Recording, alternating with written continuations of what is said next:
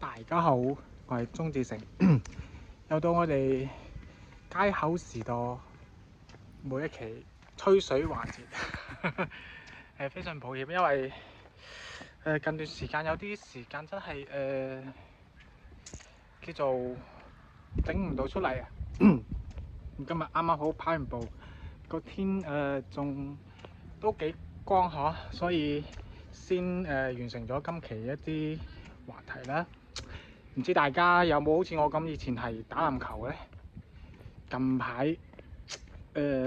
雖然我唔係一個占士迷，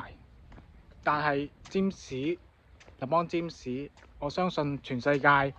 籃球迷當中可能有鍾意佢嘅，有討厭佢嘅，但係有啲可能係好似我咁，我係屬於尊敬佢，佢唔係我最鍾意嗰種球員嘅風格或者佢嘅球風，但係佢展現出嚟嘅籃球嘅技巧、智商同埋佢嘅領導能力、控場能力，可以講由佢啱啱入 NBA 聯盟到而家接近42歲嘅呢個年齡段，作為一個老資深嘅球迷嚟講，佢係真係一步一腳印咁樣成長上嚟。佢依然可以憑住佢單核接近42歲嘅高齡，佢咁嘅體能，佢而家嘅身體對抗，佢依然仲可以喺季後賽上邊帶領殘陣嘅湖人隊進入到第二輪嘅季後賽。我只能講一句，太強啦！可能我哋呢兩期嘅話題都係關於運動嗬，但係對於我嚟講嘅話呢，我而家依然都係保持一種運動狀態嚇，所以我有時關於運動方面嘅信息，我會留意翻多少少。今期我其實係想討論一下關於我哋身體健康嘅問題。上一期我哋講咗馬拉松突破咗人類嘅極限，喺正式比賽入邊42.195嘅公里喺倫敦馬拉松被呢個男性嘅跑者殺圍，係以1小時59分30秒去突破咗，呢個係一個奇蹟，亦都係人類上邊一個極限上面再一次嘅突破。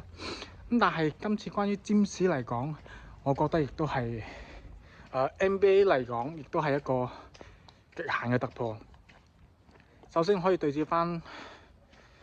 過去歷史咁多屆嘅 NBA 超級巨星，或者叫做傳奇巨星。我相信無論係占士迷或者占士黑，對於一個時間點占士嘅表現，我覺得係可以話無可置疑嘅。佢嘅統治能力太強大啦！至於話佢第二輪打雷霆隊更加後生嘅呢個球隊嚟講，到底占士仲可唔可以繼續發揮佢神奇功效呢？我哋只能夠拭目以待。但係我最佩服一樣嘢就係話，喺而家嘅 NBA 入邊嘅規例啦，或者係一啲球員嘅一啲貢獻度啦，可以講係冇過去咁叫做咩啊？你身邊嘅幫手可能冇咁強大，因為大家都如果有留意嘅話呢，而家湖人隊嘅薪金嘅上限係比較頂嘅。占士為咗可以令湖人隊保持有一個好嘅競爭力，佢願意減薪去維持呢個球隊嘅一個爭冠嘅實力。所以留翻俾其他兩位主力，再加上占士嘅話呢，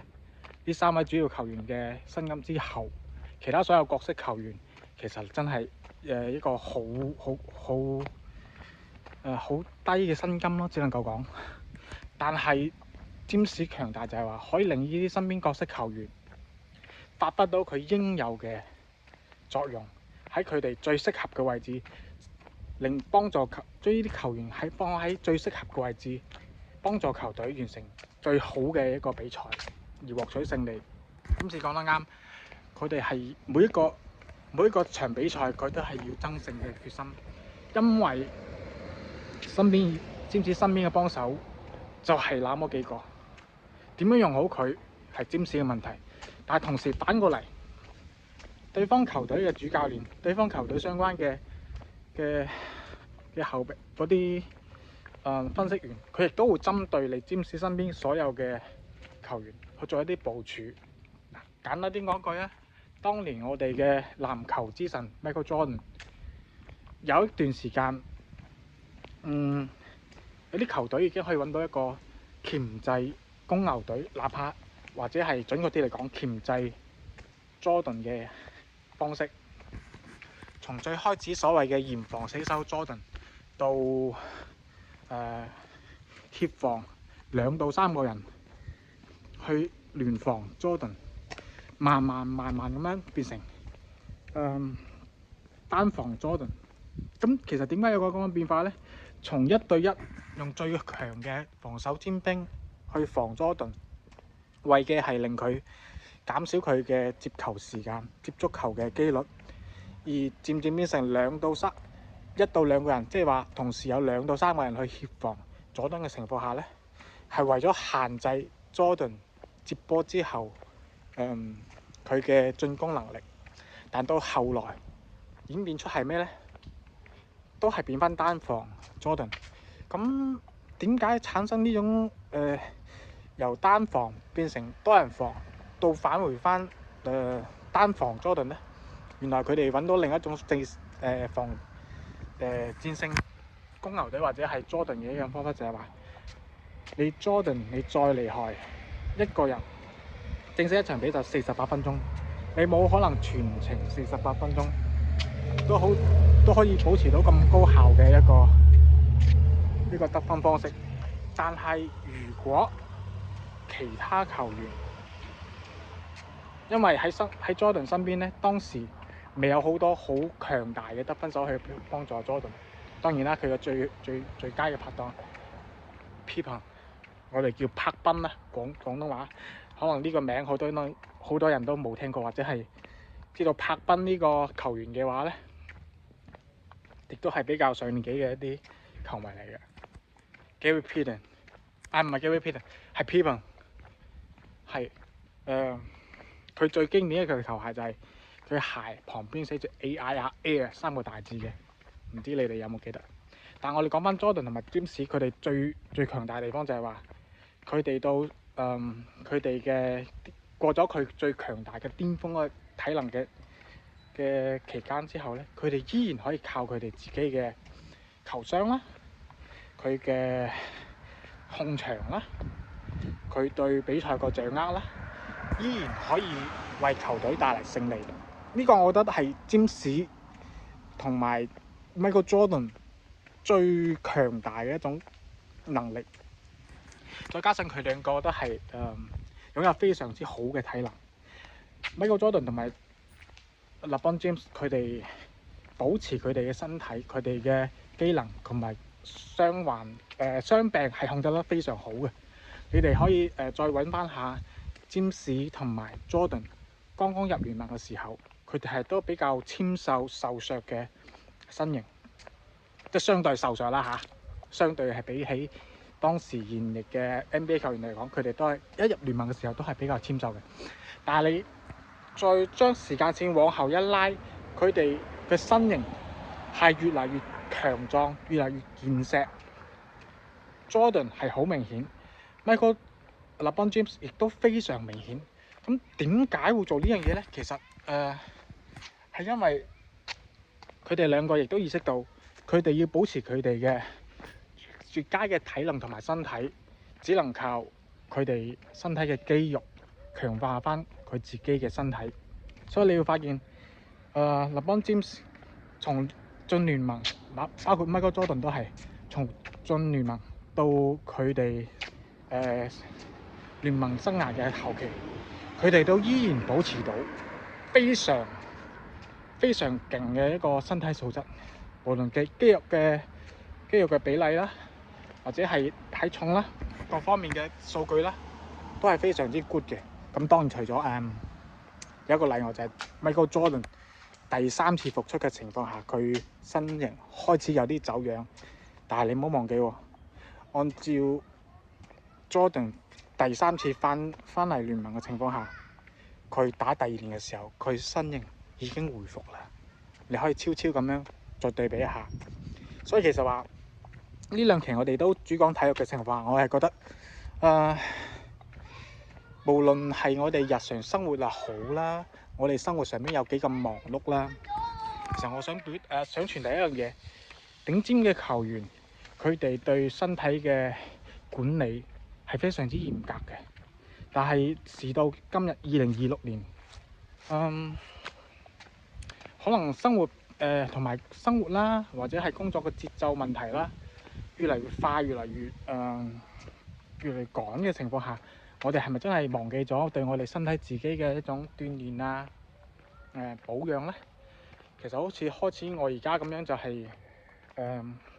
頭2年我都身體有各種各樣嘅毛病，比如話血脂高啦，或者係啲肥胖啦。但係通過呢2年慢慢重新跑步做翻運動嘅情況下，我開始減到磅，同埋生活作息翻係真係好重要嘅，有規律嘅作息，健康嘅飲食。